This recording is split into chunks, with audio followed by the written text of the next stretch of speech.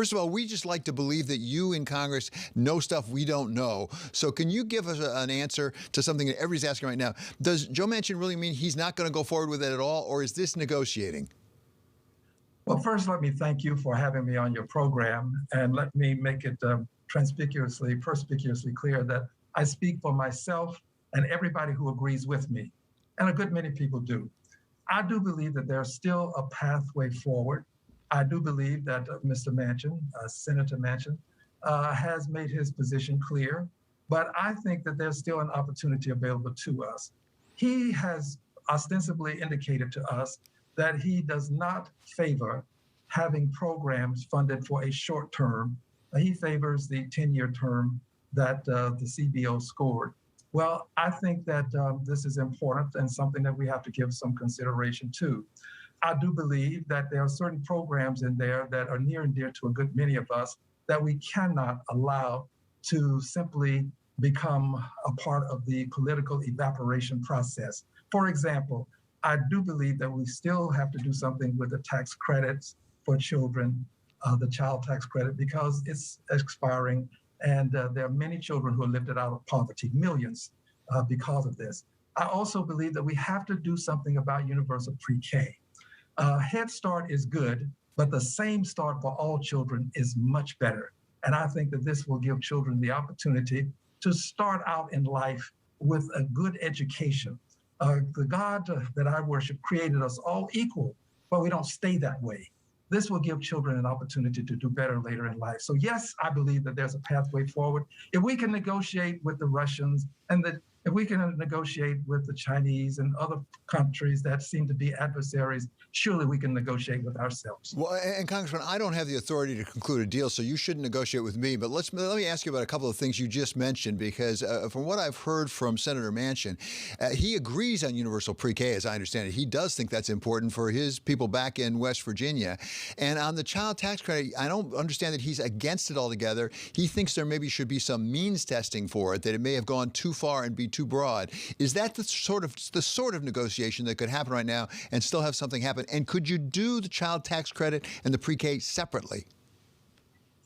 Well, let's start with something that I think is a preamble that's necessary. Many people thought that the infrastructure bill that we passed, the physical infrastructure bill and the human infrastructure bill, would pass in tandem with each other. And that has created a lot of disappointment to have them first separated and now to see that one of them may not pass as anticipated. So I would not want to start to separate things into pieces currently on the airwaves. I think that these are the kinds of things that should be negotiated. In fact, I think that a lot of what we've said over the airwaves has created obstacles to getting something done. So I think that there are things that concessions that will have to be made. I'm willing to make some concessions. We've already made a lot of concessions, and that's going to become something that will have to be dealt with, the fact that concessions have been made. But I do believe that we can make concessions and we can get something meaningful done, not just pass legislation so that we pass a piece of legislation, but pass legislation that will help persons who have children and merit some sort of paid leave, have legislation that will deal with the children and healthcare. You know, I think negotiating for drugs is important because we need to bring the price down. In Texas, we were offered $100 billion to expand Medicaid. The state rejected that. We've got the highest number of uninsured persons in the country in the state of Texas. All of these are things that I think we can address. And I think that Senator Manchin can be dealt with. He can be talked to. I just think that he and the president ought to try to work something out as quietly as possible with others as needed. And let's move on with it. It can be done. Well, you make a very powerful point that maybe some of the things that people have said on the airwaves, and I'm talking against my own interest here, maybe have not helped the process much. But I wonder about that dynamic within the Democratic caucus, House or Senate in particular. Has there been some ill feeling generated by the fact that they've gone this far down the road, and then Senator Manchin came out there? Can you put this Humpty Dumpty back together again and get what we call the progressives together with the moderates? Yes, I absolutely understand that this is something that can be done.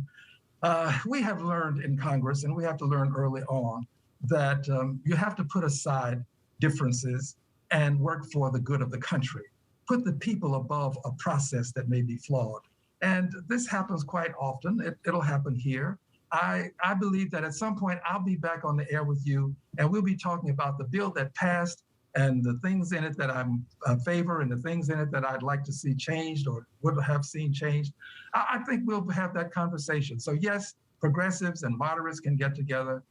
We may not get the bill that we want, but we will get a bill that will satisfy many of the needs of our citizenry in this country. One last one, because it's on everyone's mind right now. And for those of you listening on radio, you can't see that, in fact, Congressman Green has a mask on, very understandably, because his office has a mask policy.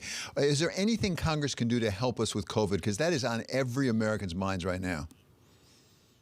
Well, Congress has done an awful lot, and I wouldn't want us to overlook what we've done in terms of funding the PPE necessary to personal protection equipment necessary so that people can avoid contracting the disease.